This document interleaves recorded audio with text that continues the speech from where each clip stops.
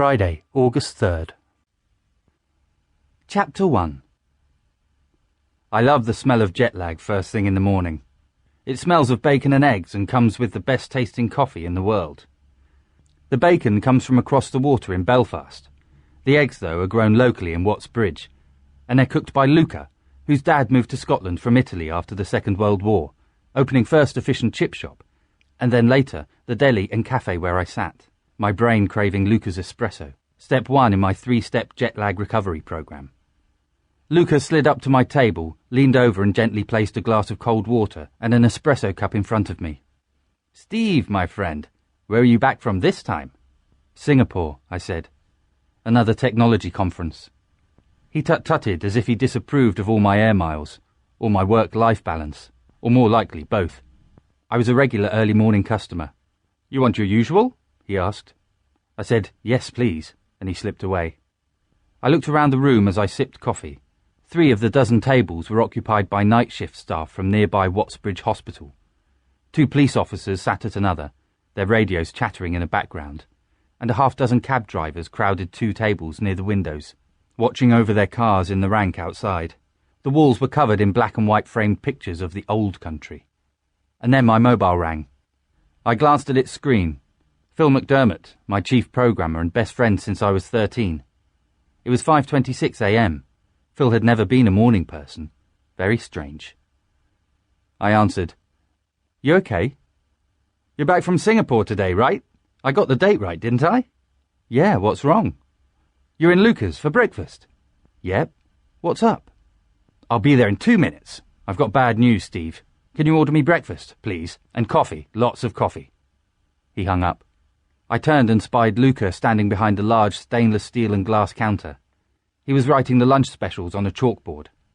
He saw me looking, rushed over and said my breakfast was less than a minute away. "Can you cook me up another breakfast? Same order? Phil's joining me, and I'll need a couple more double espressos." He paused, glanced across at the table of taxi drivers, and then smiled to himself. "I'll have both plates ready in 1 minute."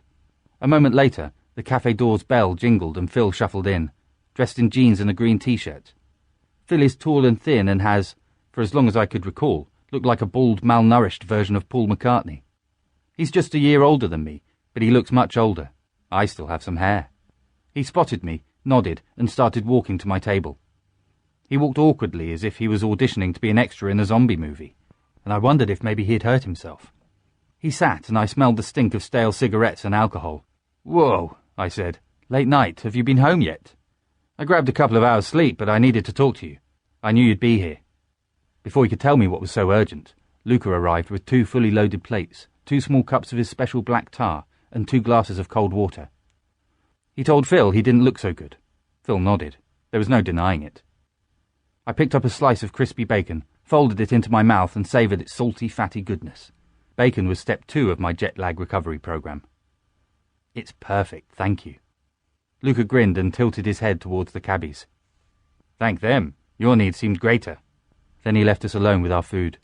Phil splashed a little water into his espresso to cool it, and then drank it in 1 gulp. He looked at mine, asked, "Are you drinking that?" Then grabbed my cup and chugged it down too. He shook his face like a dog shaking water from itself after a swim. "I learned something last night in the pub that you're not going to like. It's bad." "Bad?" Phil looked at life the way a cat looks at spilled milk. He talked me into my 3-step jet lag tradition, reasoning that jet lag was unavoidable for a guy with my ambition. If I'm going to be awake at 4 a.m, with no chance of sleep, why not be eating bacon? If Phil said something was bad, it probably was. "Go on." "We were out for a few pre-wedding drinks," he said. 2 of our mainframe operators were getting married later that week, and a lot of my colleagues had taken vacation time to help celebrate. Pauline and Kevin Jones travelled up from Birmingham. Pauline had worked with us for years, but then, just over a year earlier, she and her husband moved south to look after his ageing mother.